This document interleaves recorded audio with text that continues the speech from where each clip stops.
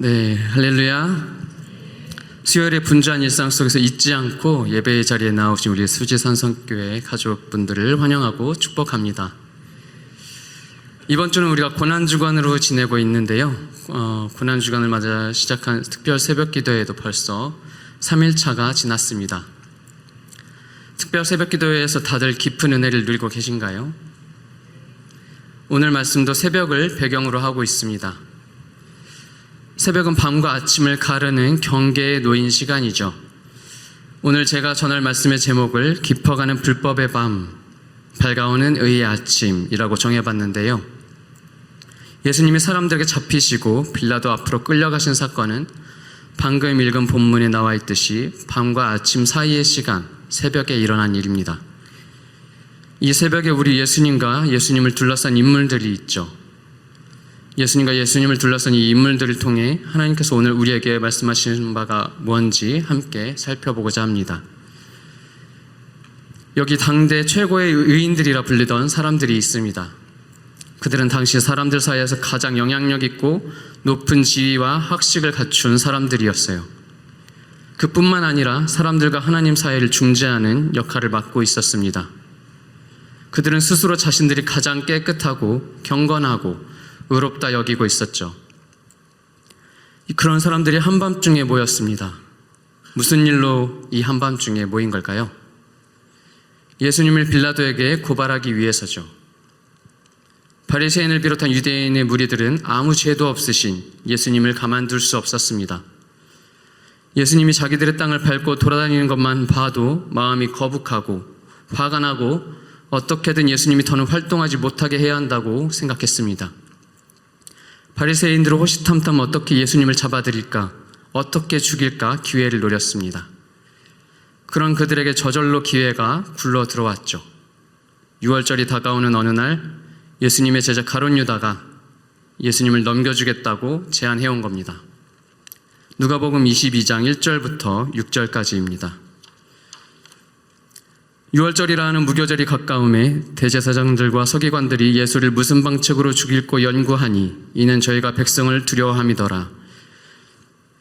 12 중에 하나인 가룟유다이라 부르는 유다에게 사단이 들어가니 이에 유다가 대제사장들과 군관들에게 가서 예수를 넘겨줄 방책을 의논하매 저희가 기뻐하여 돈을 주기로 언약하는지라. 유다가 허락하고 예수를 무리가 없을 때에 넘겨줄 기회를 찾더라. 대제사장들은 유다와 은 30개의 예수님을 두고 거래를 하죠. 유월절 전날 목요일 저녁이 되자 유다는 예수님과의 식사 자리에서 나와 대제사장들에게로 나갑니다. 지금이 내 선생 예수를 잡을 절호의 기회라고 알리러 간 거죠. 유다는 대제사장들로부터 로마의 군인들과 성전 경비병 몇을 지원받아 예수님을 잡으러 다시 나타납니다. 예수님께서는 스스로 잡히신 후에 대제사장 가야바의 장인 안나스에게로 끌려가셨고 안나스로부터 몇 가지 신문을 당하십니다. 안나스는 신문을 끝내고 실질적인 대제사장인 가야바에게 예수님을 포박한 채로 보냅니다. 그 후부터 이어지는 장면이 오늘 본문 말씀이죠. 28절입니다. 저희가 예수를 가야바에게서 관정으로 끌고 가니 새벽이라 저희는 더럽힘을 받지 아니하고 유월절 잔치를 먹고자 하여 관정에 들어가지 아니하더라. 예수님은 한밤중에 잡히셔서 안나스의 집과 가야바의 집을 거쳐 새벽에 빌라도가 머물고 있는 관정으로 끌려가셨습니다. 이 과정은 모두 불법이었어요. 당대에 가장 거룩하고 하나님께 신실하며 하나님과 사람들 사이를 중재한다고 하는 대제사장과 바리새인들이 불법을 저지르고 있었습니다. 예수님께서 대제사장 가야바에게 끌려가셨다는 건 단순히 가야바 한 사람에게 끌려가신 게 아니라 당시 유대사회 최고 의회인 산헤드린 공회로 끌려가신 거였습니다. 산헤드린은 대제사장을 비롯해 다른 제사장들과 영향력 있는 지도자들이 모이는 회의였어요. 오늘날 우리나라로 얘기하자면 국회라고 할 수 있겠죠. 이런 중대한 모임이 불법으로 자행된 거예요. 왜 불법일까요? 당시에 산헤드린의 내부 규정에 의하면 산헤드린은 밤에 열 수 없었습니다. 밤에 모이는 건 도둑과 강도들이나 하는 짓이라고 여겨 밤에 모이지 않고 반드시 밝은 낮에 모였습니다. 그런데 밤에 모였어요. 또 다른 규정에 의하면 산헤드린이 모이려면 반드시 최소한 며칠 전에 모임을 공고해야 했습니다. 여유를 두고 모임일을 알려서 산헤드린 소속 회원들이 모임에서 눈알거리에 대해서 충분히 조사하고 연구할 수 있도록 한 뒤에야 모여야만 했습니다. 그런데 한밤중에 갑자기 모였어요. 그렇게 불법적으로 모여서 예수님을 온갖 거짓 증언으로 몰아세웠습니다. 그들은 어떻게든 예수님을 죽일 거리를 찾으려 했지만 들어맞는 증거는 아무것도 없었죠. 결국 신성모독이라는 꼬투리를 잡아 사형시키기로 결의합니다. 오늘날 국회에서 이렇게 모여서 일처리를 했다고 생각해 보세요. 줄속 행정이다, 날치기 행정이다 하면서 난리 날 겁니다. 이렇게 하나님을 따른다는 사람들이 불법적으로 일을 진행한 것도 탐탁치 않은데 더 가관인 게 뭔지 아십니까? 너무나도 이기적인 그들의 종교심입니다. 그들이 사로잡혀 있는 건 진리를 떠난 이기심이었죠. 방금 읽었던 28절을 다시 한번 함께 읽어보겠습니다. 저희가 예수를 가야바에게서 관정으로 끌고 가니 새벽이라 저희는 더럽힘을 받지 아니하고 유월절 잔치를 먹고자 하여 관정에 들어가지 아니하더라. 사도 요한은 예수님을 고발하러 온 대제사장과 산헤드린의 무리들이 더럽힘을 받지 않고 유월절 잔치를 먹을 요량으로 관정에 들어가지 않았다고 기록하고 있죠. 유대인들에게는 이방인인 빌라도와 로마인들이 있는 곳에 들어가는 게 율법의 정결법에 반하는 것이었습니다. 부정하게 되면 유월절 기간 동안 진행되는 제사와 식사에 참여할 수 없게 되기 때문에 이들은 자기들의 종교적 유익을 잃고 싶지 않았던 겁니다. 애초에 자신들의 종교적 유익을 위해 예수님을 죽이기로 결심한 사람들이니 이런 심사는 놀라울 것도 아니죠. 한마디로 나는 하나님을 믿으니 율법을 범할 수는 없지만 내 이익은 취하겠다, 내 목적은 달성하겠다는 그런 태도입니다. 유대인들의 이런 이기적인 종교심은 자신들이 손해보지 않으려는 데서 한참 더 나아가 추악한 지경에까지 이르는 걸 우리는 볼 수 있습니다. 31절부터 32절입니다. 빌라도가 가로되 너희가 저를 데려다가 너희 법대로 재판하라. 유대인들이 가로되 우리에게는 사람을 죽이는 권이 없나이다 하니 이는 예수께서 자기가 어떠한 죽음으로 죽을 것을 가리켜 하신 말씀을 응하게 하려 함이로라. 빌라도는 유대인들이 몰려와 예수라는 사람을 고소하려 하자 큰 관심을 보이지 않았습니다. 너희들의 일이니 너희들을 법대로 재판하고 처리하라고 하면서 유대인들의 소동을 일단락 지으려 했죠. 하지만 그런 빌라도의 태도에 유대인들이 어떻게 반응한지 보세요. 우리에게는 사람을 죽이는 권이 없나이다. 자기들은 사람을 죽일 권한이 없다는 겁니다. 정말 그럴까요? 율법에 의하면 신성모독을 범한 자는 돌로 쳐 죽여야 했습니다. 유대인 무리들은 예수님을 얼마든지 그들의 율법에 의해 돌로 쳐 죽일 수 있었습니다. 하지만 이들은 자기들의 손을 더럽히고 싶지 않았어요. 거기다 예수님을 너무 중화한 나머지 돌로 쳐 죽이는 걸로는 만족할 수도 없었습니다. 나 가장 저주스럽게 죽이고 싶어 했어요. 나무에 달아서요. 하나님의 율법 신명기 21장 23절에 나무에 달린 자는 하나님께 저주를 받는다고 했기 때문입니다. 마침 그 당시에 딱 가장 저주스럽게 죽일 수 있는 방법이 있었죠. 십자가형이었습니다. 나무에 매달아 하나님께 저주받아 죽을 수 있게 하는 방법이기도 했고 가장 극악한 처형 방법이기도 했습니다. 거기다 그 방법이 자기들의 손을 더럽히지 않고 죽일 수 있는 가장 좋은 방법이기도 했습니다. 그래서 유대인의 무리들은 어떻게 하죠? 이 예수라는 사람을 우리가 죽이고 싶은데 권한이 없으니 빌라도 당신이 우리 대신 좀 죽여줬으면 좋겠다. 당신네 법으로 이 예수라는 사람을 처형시켜 달라고 떠넘기고 있는 겁니다. 하나님을 믿는다는 사람들이, 모든 말씀과 율법에 통달하고 가장 신실하게 하나님을 믿는다는 사람들이, 하나님의 백성이라고 자처하는 사람들이 자신들의 종교적 의무를 어기지 않고 목적을 달성하고자 타인을 이용하는 추잡한 행태를 보이고 있는 거죠. 여기서 잠깐 생각을 한번 해볼까요? 우리 모두가 예수님을 빌라도에게 끌고 간 유대인들을 악하기 그지없다고 생각하고 비난하기 일쑤지만 비단 이런 모습이 유대인들만의 문제인가 하는 겁니다. 유대인들은 신앙이 있는 자들을 대표합니다. 지금 우리로 치면 모태신앙인 분들이나 교회를 오래 다닌 분들이나 예수님을 믿은 지 오래된 분들이나 그렇지 않더라도 예수님에 대한 믿음이 자신의 유익만을 위한 이기적인 종교심으로 변질된 모든 사람들의 모습이 바로 오늘 본문 속 유대인의 모습입니다. 오래전에 유대인의 안식일에 대한 얘기를 들은 적이 있습니다.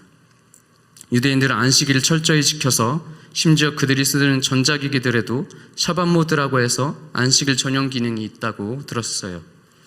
그래서 이스라엘에서는 엘리베이터도 안식일에는 버튼을 누르지 않아도 전층마다 정차하고 문이 열리도록 되어 있는 곳도 있습니다.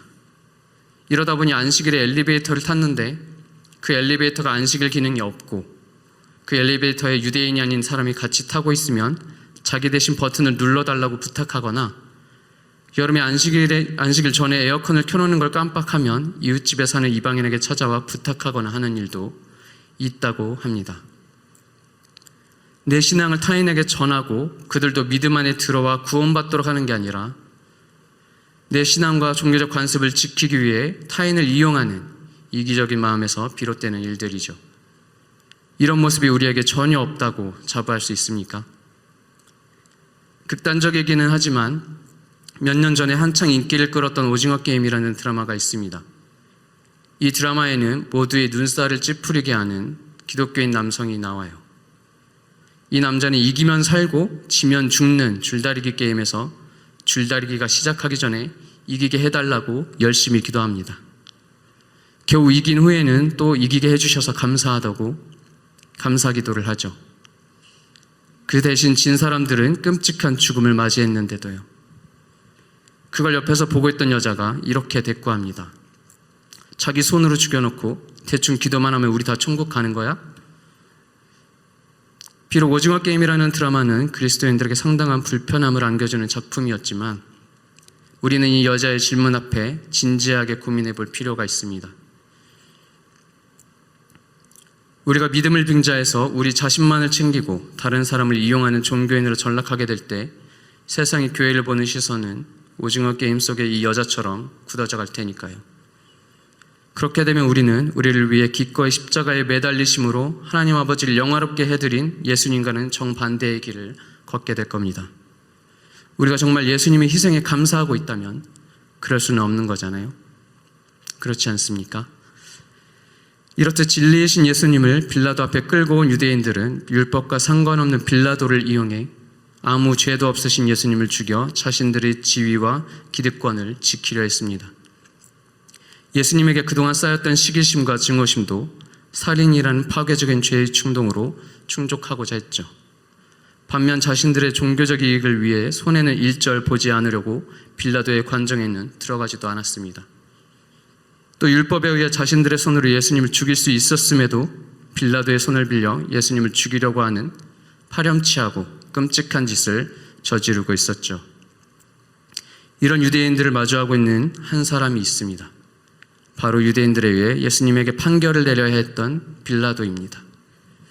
빌라도는 과연 하나님을 믿는다는 유대인들이 때로 몰려와 한 사람을 기어코 죽여야 한다고 분노하며 외쳐대는 모습을 보면서 어떤 생각을 했을까요? 또 사로잡혀온 예수님을 보면서 어떤 생각을 했을까요? 사실 빌라도는 자신에게 이익이 되는 것 외에는 관심이 없었습니다. 유대인들의 주장이 얼마나 부당하고 거짓되는지 또 자신 앞에 있는 예수라는 한 사람이 말하는 진리가 뭔지 크게 관심이 없었죠. 빌라도는 진리에 대한 무관심으로 일관했습니다. 38절입니다. 빌라도가 가로되 진리가 무엇이냐 하더라. 이 말을 하고 다시 유대인들에게 나가서 이르되 나는 그에게서 아무 죄도 찾지 못하노라. 빌라도는 새벽에 유대인들이 몰려와서 예수라는 남자를 범죄자로 고소하려고 하자 큰 관심을 보이지 않습니다. 유대인들에게 그들의 법에 따라 예수님을 재판하라며 다시 데리고 가라고 말하죠. 유대인들은 이에 물러서지 않고 이렇게 얘기합니다. 이 사람은 로마법으로 사형을 당할 만한 범죄를 저지른 사람입니다. 빌라도는 유대인들의 말에 어쩔 수 없이 예수님을 자신의 관저로 불러들여 신문합니다. 유대인들이 끌고 온 이 예수라는 남자가 정말로 유대인들이 고소한 죄목대로 로마법에 저촉이 되는지 사형을 받을 만한 죄가 있는지 묻기 시작하죠. 빌라도에게 유대인들이 고소한 다른 죄목은 크게 중요하지 않았습니다. 단 하나, 이 예수라는 남자가 스스로 유대인의 왕이라 했다고 유대인들이 주장을 하는데 그거 하나만큼 확인이 필요했습니다. 빌라도는 예수님이 유대 사회에 어떤 영향을 주든 크게 관심이 없었어요. 스스로 하나님의 아들이라 주장하며 유대인들의 종교를 뒤흔들어 놓든 유대인들을 미혹하든 상관없었죠. 다만 예수라는 남자가 정말 정치적으로 문제를 일으킬 소지가 있는지, 로마 정권과 황제에게 위협이 될 소지가 있는지 그 한 가지가 중요했습니다. 그 부분에만 문제가 없다면 빌라도는 아무래도 상관없었어요. 그래서 예수님께 이렇게 질문합니다. 네가 유대인들의 왕이냐? 하지만 예수님의 대답은 빌라도의 예상과는 전혀 다른 것이었습니다. 예수님은 왕이라는 사실을 부정하지 않으셨지만 자신은 이 세상에 있는 나라의 왕이 아니라 진리의 왕이라고 대답하셨죠. 예수님과 몇 마디 말을 섞어본 빌라도는 예수님에게서 그 어떤 정치적인 위협도 발견할 수 없었습니다. 대신 진리를 증거하려고 태어나고 이 세상에 왔다는 알 수 없는 말만 들을 수 있을 뿐이었죠. 만약 예수님이 로마 황제의 권위를 넘어서는 왕이라고 주장했다면 빌라도는 적극적으로 대응을 했을 겁니다. 로마 제국에 위협이 되는 인물을 잡아 처형한다면 빌라도 자신에게 정치적으로 승진할 수 있는 좋은 실적이 될 거니까요. 하지만 예수라는 남자는 정치적인 실익과는 아무 상관이 없었습니다. 빌라도는 자신에게 별 도움도 안 되는 진리 따위나 주장하는 인물에게는 큰 관심이 없었죠. 그래서 진리의 왕이신 예수님께 이렇게 반문합니다. 진리가 뭐냐? 그깟 진리가 도대체 뭐냐고 비아냥대고 있는 겁니다. 빌라도는 세상적인 실익만 따지느라 자신의 영원한 생사를 가를 수 있는 진리에는 관심도 없었어요. 진리에 대한 냉소와 무관심으로 일관했습니다. 길과 진리와 생명 되시는 분을 바로 눈앞에 마주하고도 말이죠. 이렇게 진리에 무관심한 빌라도는 믿지 않는 사람들을 대표한다고 볼 수 있습니다. 예수님에 대해 전해 듣고도 복음을 듣고도 전혀 관심도 보이지 않고 오히려 거부한 채 눈에 보이는 세상의 물질과 유익만을 쫓아 살아가는 사람들 말입니다. 물론 우리도 예외일 수 없습니다. 예수님을 믿는다고 하지만 우리는 진리인 하나님의 말씀에 얼마만큼의 관심이 있습니까? 하루에 얼마만큼 하나님의 말씀 앞에 앉아 있습니까? 얼마만큼 성령님과 진리이신 예수님을 알고자 교제하며 얼마만큼 진리이신 예수님을 빌라도와 같은 사람들에게 전하고 있습니까? 제가 얼마 전에 인터넷에서 어떤 유머글을 봤습니다. 유머보다는 풍자라고 해야 될 것 같아요. 한국의 직업별 특징과 대한민국의 6대 거짓말이라는 두 개의 글을 한데 모아놓은 거였는데요. 제가 그 글을 사진으로 준비해 왔습니다. 한번 보실까요?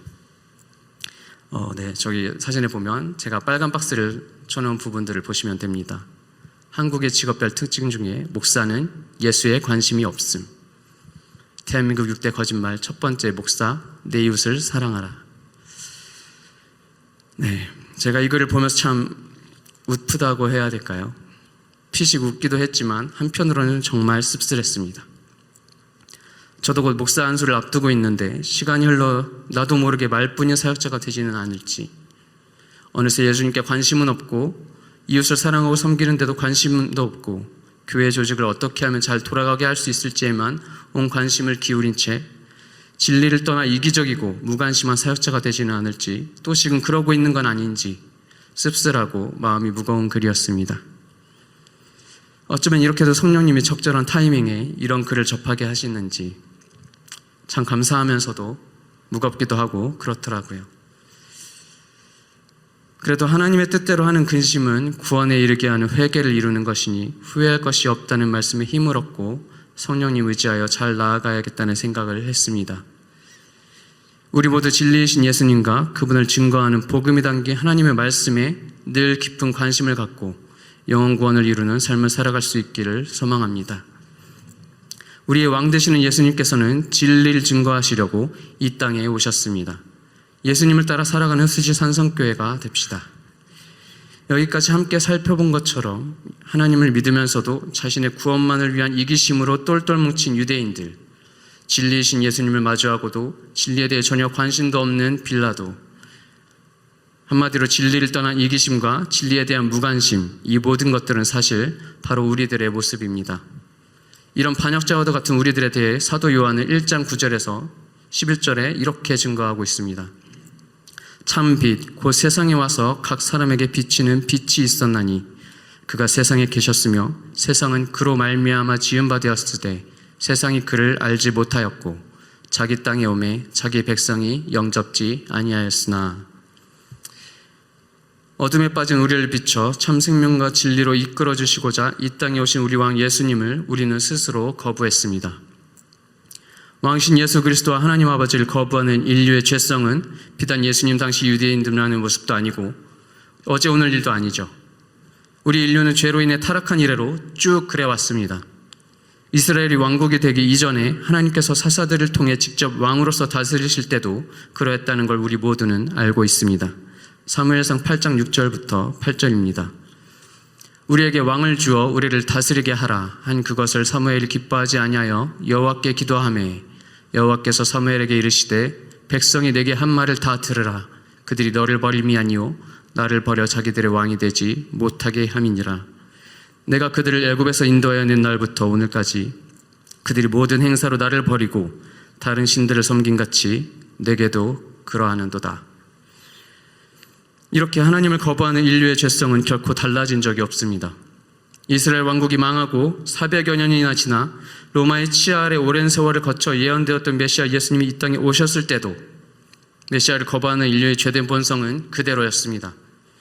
그 참성이 오늘 본문 말씀에 이어지는 19장에 기록되어 있습니다. 19장 14절부터 15절입니다. 함께 합독하시겠습니다. 14절 시작. 이날은 6월절의 예비일이요 때는 제6시라. 빌라도가 유대인들에게 이르되 보라 너희 왕이로다. 저희가 소리 지르되 없이 하소서 없이 하소서 저를 십자가에 못 박게 하소서. 빌라도가 가로되 내가 너희 왕을 십자가에 못 박으랴. 대제사장들이 대답하되 가이사 외에는 우리에게 왕이 없나이다 하니. 유대인들은 예수님을 극렬히 거부했습니다. 거부할 뿐만 아니라 감히 그 끔찍한 십자가에 못 박으라고 외쳐대고 있었습니다. 자기들이 진짜 왕은 십자가에 못 박아버리고 자신들을 압제하고 있는 제국의 황제가 오히려 자신들의 왕이라고 우겨대고 있습니다. 이 얼마나 어리석고 참담한 광경입니까? 빌라도는 이런 끔찍한 짓을 저지른 유대인들이 훗날 아무렇지 않게 성전에서 제사 드리고 기도하며 살아가는 모습을 바라보며 어떤 생각을 했을까요? 앞에서 얘기했던 오징어 게임의 여자가 비아냥거린 것처럼 비아냥되진 않았을까요? 자기들 손으로 죽여놓고 대충 기도만 하면 제사만 드리면 다 천국 갈 거라 생각하는 거야? 이랬을지도 모릅니다. 다행스럽게도 유대인들의 이러한 추잡한 동기와 행태는 모두 하나님의 계획 안에 들어있었습니다. 사도 요한이 32절에서 이렇게 밝히고 있어요. 이는 예수께서 자기가 어떠한 죽음으로 죽을 것을 가리켜 하신 말씀을 응하게 함이러라. 아멘. 유대인들의 흉악한 마음과 계략과 죄악까지도 모두 하나님께서 오래전에 계시하시고 준비해 오신 구원의 계획 안에서 움직이고 있었습니다. 하나님께서는 유대인들의 추악한 이기심을 이용해 예수님께서 돌에 맞아 죽으시지 않고 십자가에 달려 죽으시도록 이끌고 계셨던 겁니다. 유대인들의 억지 고소로 인해 빌라도는 곤란에 처하고 이를 무마하기 위해 유대인들의 유월절 관례를 활용하기로 꾀를 냅니다. 유월절이 유대인들의 큰 명절이었기 때문에 이를 기념하고 유대인들의 민심을 사려는 의도로 죄수 한 명을 석방시켜주는 관례가 있었던 겁니다. 빌라도는 이 관례를 이용해 무지한 예수님을 풀어주고자 했습니다. 하지만 빌라도에게는 오히려 역효과를 불러오죠. 성난 유대인 군중들은 예수님을 놓아줄 생각이 없었습니다. 기필코 자기들의 왕을 끔찍한 십자가에 못 박아 죽이기로 작정했습니다. 군중들의 목소리는 더 커졌고 빌라도가 제시한 관례에는 아랑곳하지 않고 당시 가장 극악한 죄수를 대신 놓아달라고 몰아붙였습니다. 덕분에 이 죄수는 진리의 왕을 통해 자유를 얻게 되죠. 18장 39절부터 40절입니다. 6월절이면 내가 너희에게 한 사람을 놓아주는 전례가 있으니 그러면 너희는 내가 유대인의 왕을 너희에게 놓아주기를 원하느냐 하니 저희가 또 소리질러 가로되 이 사람이 아니라 바라바라 하니 바라바는 강도로라. 네, 그 죄수의 이름은 바라바로 강도였습니다. 바라바는 당시 유명한 죄수로 밀란을 일으키고 살인을 저지른 사람이었습니다. 예수님이 극악한 죄수 대신 십자가에 못 박히시고 이 죄수는 예수님 대신에 자유를 얻게 됩니다. 예수님께서는 아무 죄도 없으셨지만 극악한 죄수와 같은 취급을 당하셨어요. 그럼에도 예수님은 아무 항변도 하지 않으셨습니다. 예수님께 이 부당한 판결이 내려진 시간은 좀 전에 읽었던 19장 14절에 의하면 로마의 시간으로 제6시, 지금 우리 시간으로도 아침 6시에 해당합니다. 불법이 난무했던 밤을 지나 새벽 6시에 예수님은 십자가형을 선고받으셨습니다. 이제 아침이 밝아오고 있습니다. 이제 곧 모든 불법은 그 효력을 잃을 겁니다. 예수님께서 부당한 판결을 받으셨음에도 불구하고 아무 말 없이 십자가를 지셨기 때문입니다. 예수님께서는 묵묵히 십자가를 지시고 언덕을 오르셨고 아침 9시에 십자가에 못 박히셨습니다. 길고 긴 불법의 밤은 끝나고 의의 아침이 밝았습니다. 예수님께서 십자가에서 이루신 의는 그 무엇도 그 누구도 절대 피할 수 없는 영원한 의입니다. 이 영원한 의는 곧 우리의 것입니다. 왜냐하면 우리가 바로 예수님 대신 자유케 된 바라바이기 때문입니다. 하나님께서 이 의를 우리에게 주셨어요. 우리는 바라바처럼 죄인 중에 괴수였지만 예수님께서 우리를 위해 대신 죽으셔서 죄값을 받아 죽었어야 할 우리를 자유케 해주셨습니다. 로마서 5장 6절부터 10절에 이렇게 말씀하고 있습니다. 우리가 아직 연약할 때 기약대로 그리스도께서 경건치 않은 자를 위하여 죽으셨도다. 의인을 위하여 죽는 자가 쉽지 않고 선인을 위하여 용감히 죽는 자가 혹 있거니와 우리가 아직 죄인 되었을 때에 그리스도께서 우리를 위하여 죽으심으로 하나님께서 우리에게 대한 자기의 사랑을 확증하셨느니라. 그러면 이제 우리가 그 피를 인하여 의롭다 하심을 얻었은즉 더 그로 말미암아 진노하심에서 구원을 얻을 것이니 곧 우리가 원수 되었을 때에 그 아들의 죽으심으로 말미암아 하나님으로 더불어 화목되었은즉 화목된 자로서는 더욱 그의 살아심을 인하여 구원을 얻을 것이니라. 아멘. 바라바라는 이름의 뜻은 아버지의 아들이라는 뜻입니다. 아비의 아들. 우리도 이전에 다 진노의 자녀였습니다.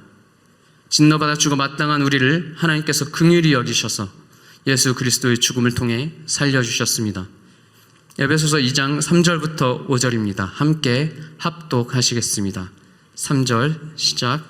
전에는 우리도 다 그 가운데서 우리 육체의 욕심을 따라 지내며 육체와 마음에 원하는 것을 하여 다른 이들과 같이 본질상 진노의 자녀이었더니 긍휼에 풍성하신 하나님이 우리를 사랑하신 그 큰 사랑을 인하여 허물로 죽은 우리를 그리스도와 함께 살리셨고 너희가 은혜로 구원을 얻은 것이라. 아멘. 하나님의 긍휼로 사랑을 받고 계신 수지산성교회 가족 여러분, 이처럼 우리 모두는 진리이신 예수님을 떠나 자신밖에 모르고 예수님께 무관심한 자들이었지만 진리이신 예수님 덕분에 모든 죄와 사망으로부터 자유함을 얻었습니다. 하나님께서는 이를 위해 우리에게 예수님을 보내주셨습니다. 이사야서 61장 1절부터 3절에 이렇게 선포하고 있어요. 주 여호와의 신이 내게 임하셨으니 이는 여호와께서 내게 기름을 부으사 가난한 자에게 아름다운 소식을 전하게 하려 하심이라. 나를 보내사 마음이 상한 자를 고치며 포로된 자에게 자유를, 갇힌 자에게 노임을 전파하며 여호와의 은혜의 해와 우리 하나님의 신원의 날을 전파하여 모든 슬픈 자를 위로하되 무릇 시온에서 슬퍼하는 자에게 화관을 주어 그 죄를 대신하며 희락의 기름으로 그 슬픔을 대신하며 찬송의 옷으로 그 근심을 대신하시고 그들로 의의 나무 곧 여호와의 심으신 바 그 영광을 나타낼 자라 일컬음을 얻게 하려 하심이니라. 아멘. 우리의 상한 마음을 고치시고 마귀로 인해 죄의 포로가 되어 갇혀있던 우리를 자유케 하신 우리 주, 우리의 메시아 예수님을 찬양합니다. 제가 오늘 말씀을 지난주부터 준비하면서 말씀을 묵상하는데 18장 40절을 읽다가 제가 바로 바라바라는 생각이 드는 거예요.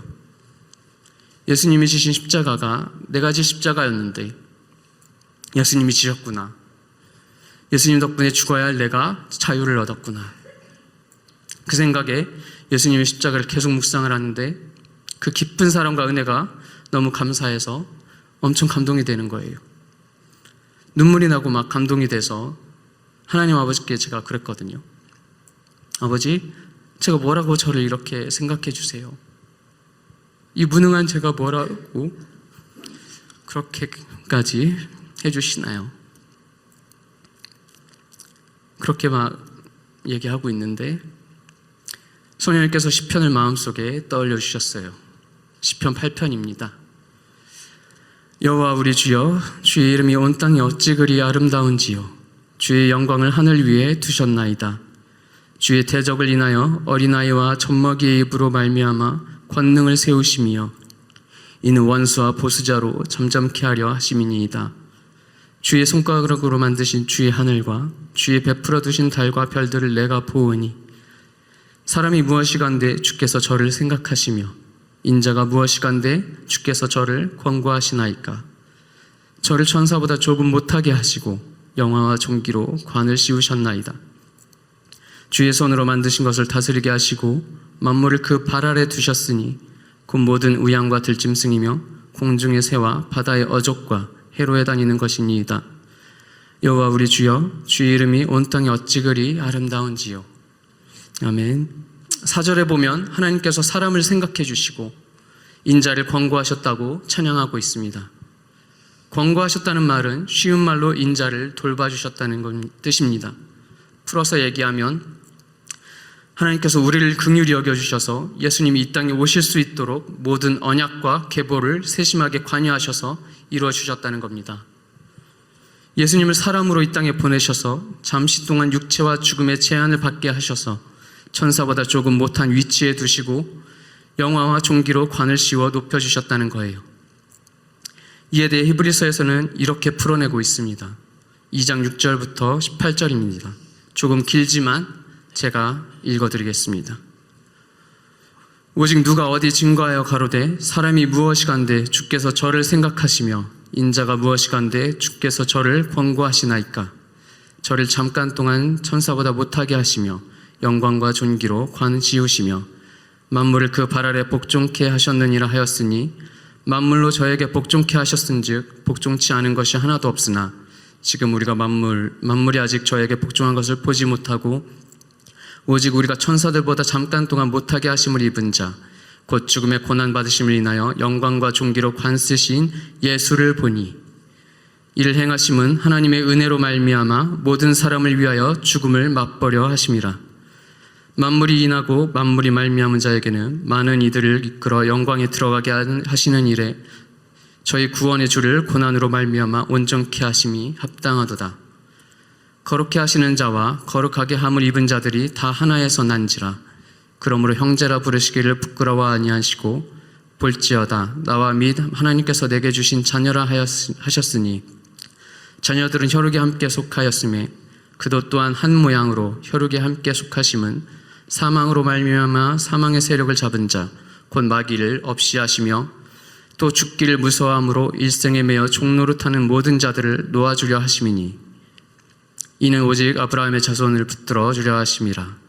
그러므로 저가 범사의 형제들과 같이 되심이 마땅하도다. 이는 하나님의 일에 자비하고 충성된 대제사장이 되어 백성의 죄를 구속하려 하심이라. 자기가 시험을 받아 고난을 당하셨은즉 시험받는 자들을 능히 도우시느니라. 아멘. 죄로 인해 진리를 떠나 이기적이고 진리에 무관심했던 우리들을 긍휼히 여겨주셔서 예수님을 보내주신 하나님의 사랑과 은혜에 감사를 드립니다. 예수님의 십자가 고난과 부활로 마귀를 멸하시고 죽음을 두려워할 수밖에 없는 우리들을 자유케 해주신 하나님 아버지를 찬양합시다. 우리들의 불법의 밤을 끝내시고 다시는 밤이 없는 의의 아침을 맞이하게 해주신 주님께 우리 모두 감사와 영광을 돌립시다. 하나님의 그 크신 은혜와 사랑을 일상의 삶 속에서 깊이 누리는 수지산성교회 가족들이 되시기를 소망합니다. 그 은혜와 사랑을 깊이 누리는 삶을 살기 위해 이기심 때문에 진리를 저버리지도 말고 무관심으로 진리를 외면하지도 말고 오히려 우리를 구하려 스스로 내어주신 예수님처럼 또 진리를 증거하러 기꺼이 이 땅에 내려오신 예수님처럼 죽음과 어둠에 갇힌 이웃들을 복음으로 자유케 하는 예수님을 닮은 참된 그리스도인으로 자라갑시다. 또 우리를 자유케 하시고 의롭게 하신 예수님께서 고난주간 특별 새벽기도회와 부활절을 통해 우리에게 행하실 새 일을 기대하며 기도하고 기다리는 우리 모두가 되기를 소망하고 축복합니다.